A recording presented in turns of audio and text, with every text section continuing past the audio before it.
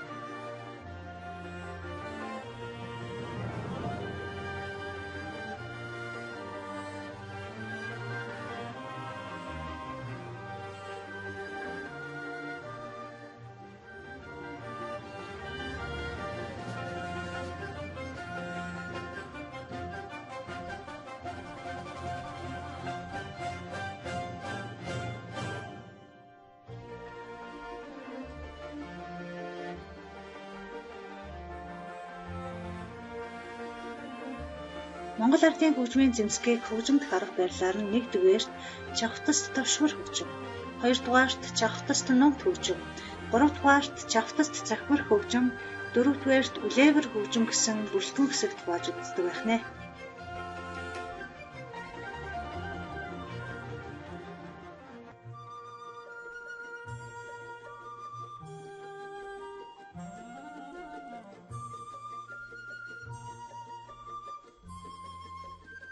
Та бүхний хийх дараагийн алхам бол анаграммыг тайлж ансхыг бүтээн тохирох хөгжмийн зэмсгийг таах даалгавар байгаа.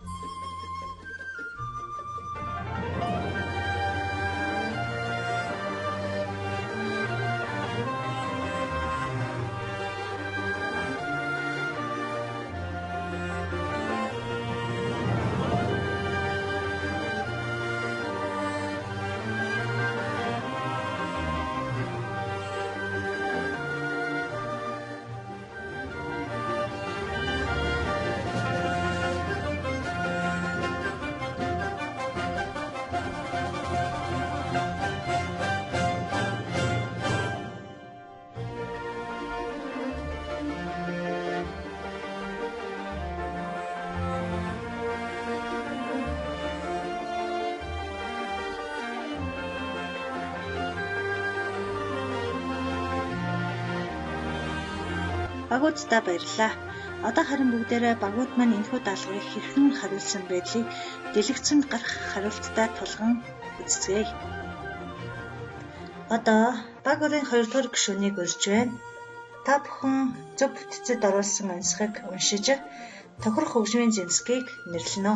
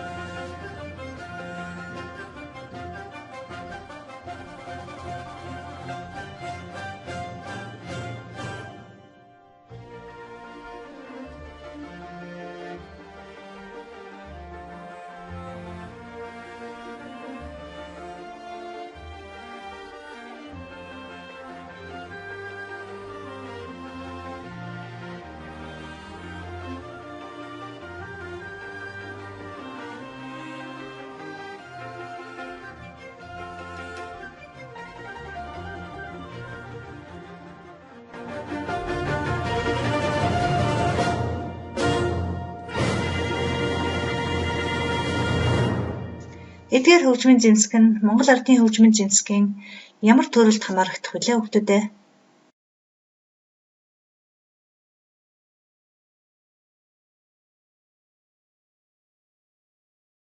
Бид өнөөдрийнхөө хичээлээр чавтас номт хөгжмийн зэмсгүүдийн талаар дэлгэрүүлэн судлах болно.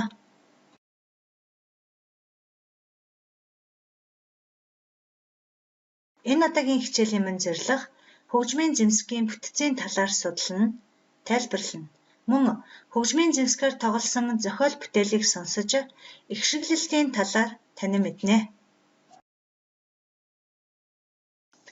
За, 3 дугаар алхам.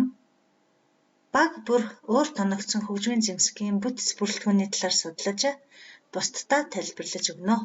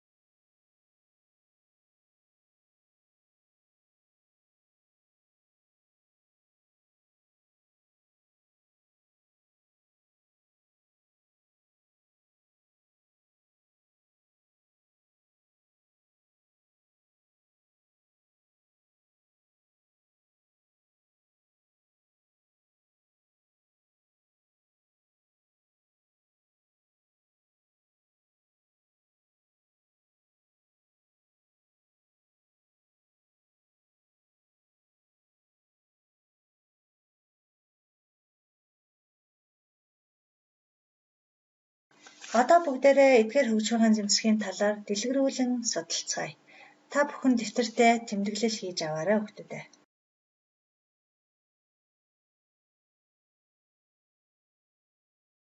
Морин хуур гэдэг нь морин толгойтой хуур гэсэн утгатай үг бөгөөд толгой, их бие, чих, иш, ном, дээд доод тех зэргээс бүтдэг.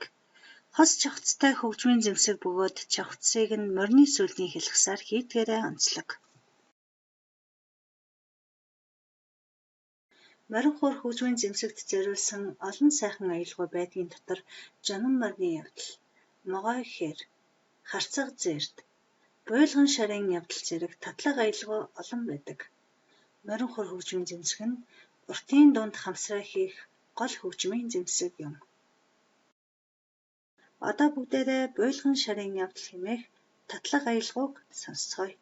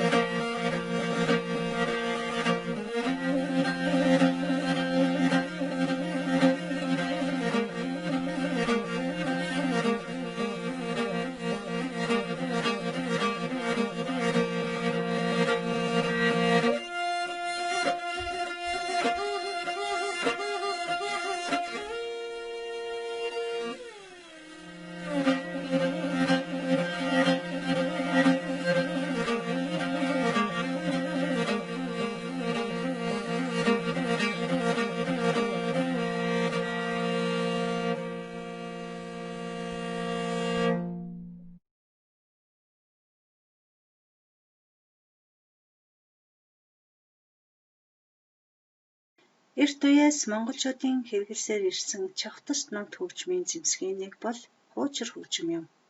Хуучир нь олон янзын нэртэй бөгөөд төв халахад хуур хил хэмээн нэрлэж байгаад хожим нь хуучир гэж нэрлэх болсон. 2 ба 4 чавцтай, нарийн дээд доод өнгөтэй, уянгалаг намуун дуутай хөгжмийн зэмсэг юм.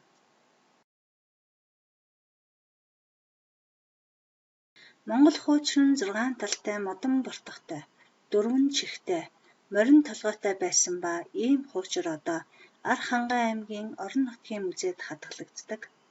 Хуучир хөгжим нь толгой, чих, ном, тех, бортого зэргээс бүтдэг.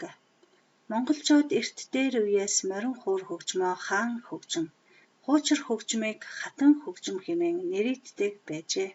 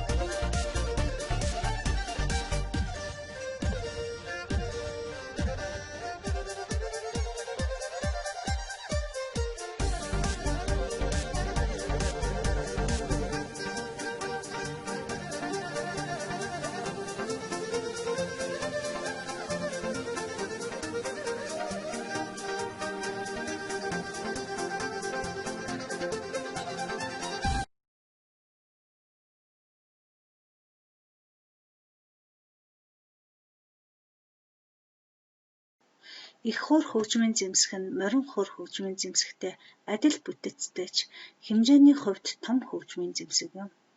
Мөн адил толгой, чих, чавхтас, иш, дээд доот тэвх, цар зэргээс бүтэх ба дууралтын хувьд суур бүдүүн өнгийг дурсгадаг.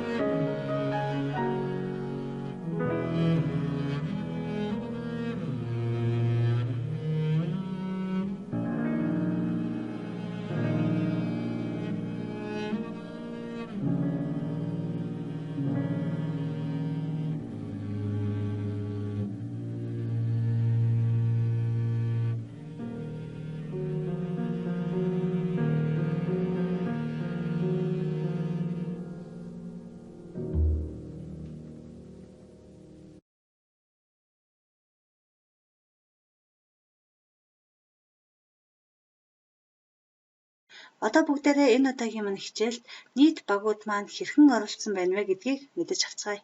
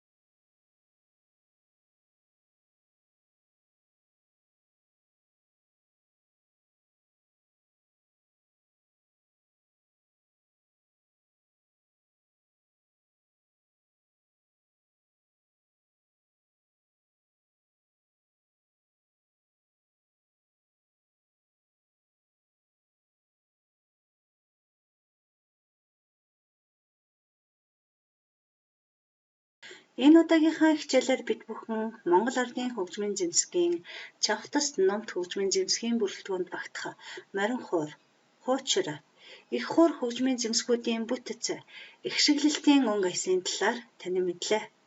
Хүүхдүүд та бүхэн гэрийн даалгавартаа сурах бичгийнхээ 89-91-р хуудаснаас тэмдэглэл аваарай. Мөн түүнчлэн дараах үгийн сүлжээг бүглэж оюун ухаанаа сориорой. Хичээлдээ идэвхтэй оролцсон нийт багуудтай болон сурагчдаа баярлалаа. Дараагийн хичээлээр дахин уулзцгаая.